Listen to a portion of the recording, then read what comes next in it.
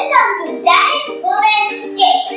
Today's tips: how to make your kids read faster. To read, all you need is confidence in yourself that you can read. I had the same problem when I was younger.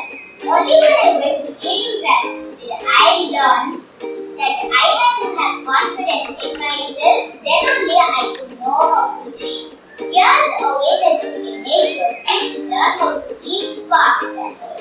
Take a piece of paper, write some words on it.